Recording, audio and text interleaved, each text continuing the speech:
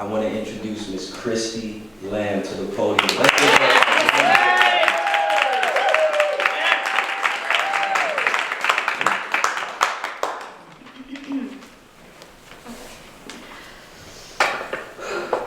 Good afternoon, y'all. Good afternoon. Good afternoon. My name is Christy Lamb, and I'm a third-year computer science student at Georgia State University. It's an honor and a privilege to be standing here before y'all tonight in a room filled with so many fearless young leaders. Now, you may be wondering, why is a computer science major giving her here to talk about her political journey?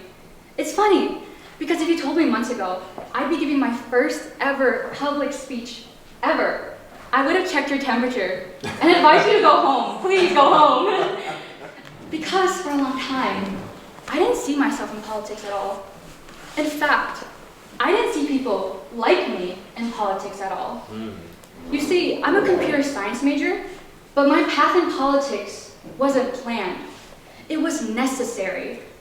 My political journey started when I realized the rooms that I wanted to enter and the rooms where decisions were being made didn't have enough people who looked like me in them.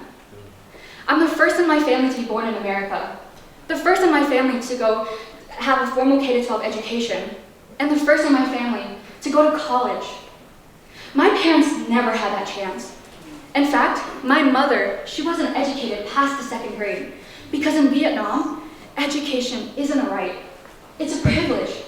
So every time I step into a classroom, I carry her sacrifices with me. I am the living embodiment of the dream she never dared to have. I am my mother's American dream. But even in America, where education is a right, the path wasn't easy. I grew up in a low-income community and attended Title I public schools my entire life. Schools where cockroaches roamed the hallways. Schools where fights broke out nearly every week. And schools where underfunding meant overworked teachers. English wasn't my first language, so I took ESOL classes until the 8th grade. And even when I became proficient, I realized English wasn't just about speaking, it was also about survival. I remember a parent-teacher meeting in elementary school where my teachers urged my parents to stop speaking Vietnamese at home because they believed it would prevent me from learning English, prevent me from succeeding in America. So I learned to speak English like it was a mask, covering parts of myself just to be understood. But no matter how well I spoke, no matter how much I tried to fit in, I could never take off my skin. I could never take off my features. I could never stop being seen as an Asian American woman. You see, that was an extremely weird label for me because for a long time, I felt disconnected from my own identity. I'm too Asian to be American, but I'm also too American to be Asian. Catch-22, I know. And as I learned more about my identity, I realized fitting in wasn't just about how I spoke. It wasn't even about how I presented myself. It was about the spaces I was trying to step into. I rarely saw Asian people in politics, let alone Asian women. As of 2025, Asian American and Pacific Islander women only make up 1.7% of all voting members in Congress. And as I get older, I realize representation is not just about visibility. It's also about power. Who holds it? Who gets a say? And who is actively being silenced?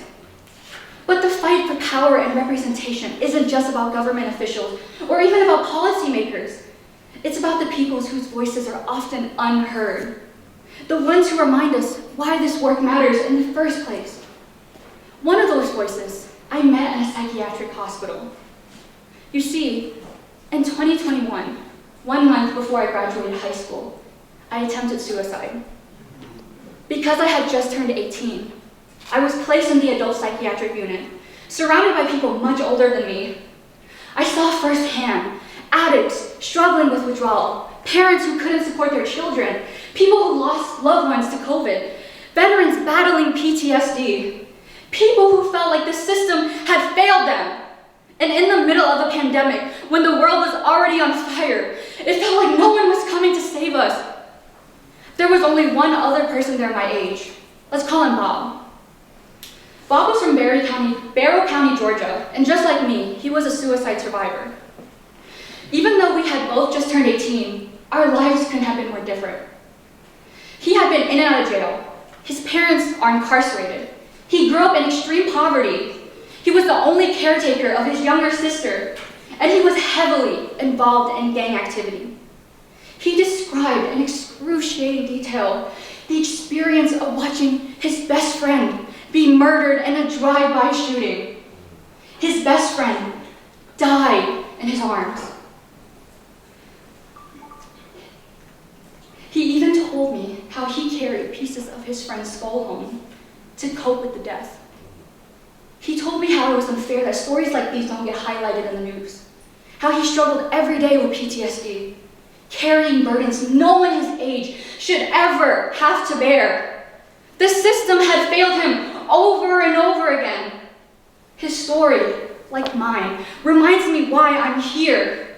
Because politics isn't just about government. It's about the people the government is supposed to serve. It's about fighting for those who have been ignored, left behind, and counted out. It's about making sure no young person ever feels like they don't have a place in this world. His story, but let's be honest for a second. Being young in politics isn't easy. I know I've had my fair share of powerful people challenge my presence, dismiss my voice, and make me feel like I had to earn my right to take up space.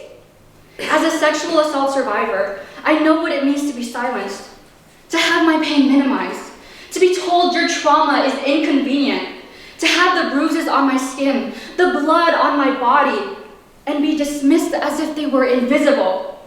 To be told in both subtle and brutal ways that my voice doesn't matter, that at the end of the day, I am a quote-unquote emotional woman. And I've encountered men who didn't just overlook women. They made it painfully clear that these spaces were never built for us. Right now, in 2025, young people across the country are terrified of what's ahead. We've seen what the Trump administration has done to this country before, and we're terrified of living through it again. We are watching in real time our rights, our democracy, and our futures be put at risk. But just as one administration alone cannot fix America, one administration alone cannot destroy America. Fear cannot be the thing that dictates our future. It has to be action. The only way to fight back is to take up space, to step into rooms where people don't expect to see us and demand to be heard. I am standing here before y'all as my family's American dream, a daughter of immigrants, a first-generation college student, a proud product of public education, and a young female leader who refuses to be silenced. Women who look like me are already breaking barriers and empowering all of us. Women like Amanda Nguyen, a survivor who stood before Congress and rewrote the law to protect sexual assault survivors and is now the first Vietnamese American woman in space. She is my personal hero, not just because of what she's achieved, but because of what she reminds me of what is possible. And of course, women like Vice President Kamala Harris, the first Asian and African American vice president, breaking barriers for all women in leadership. And a little fun fact, her election was actually the first election I was qualified to vote in, presidential election. Anyways, my point is, these women and so many more have paved the way for young women like me to believe that we belong in these spaces. But even though they're already making historic changes and creating spaces for everybody, I don't want to wait for someone to create a space for me. I am actively making it. Because when women, especially women of color, when they step up and lead, we don't just change policies. We change the whole damn world. Yes. I don't need permission to exist in these spaces. In fact, none of us do. That's why tonight is so important. We're not just here to talk about leadership. We're here to build it, to create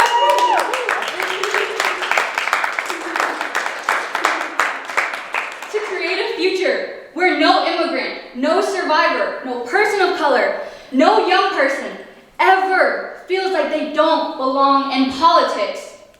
If I can survive my rape, survive my suicide attempt, and still graduate high school during a pandemic, not just on time, but also in the top 10%, then I know we as young people can survive whatever battles we are going through. And now, I'm about to graduate college as a first-generation student, standing here before y'all as living proof of what's possible. It's funny when you take up space, when you refuse to shrink yourself down, and when you show up, speak up, and claim your seat at the table. But just like I refuse to let my circumstances define me, we must refuse to let others define our future. Because this isn't just about me. It's about all of us. We are young and we take up space. So to every young person in this room, remember this. You belong here and your leadership matters. And if anyone ever challenges that, prove them wrong. Yes. We don't just step into these spaces, we build it. We don't just walk into history, we make it. Because this movement, this moment, and this fight, this is my American dream.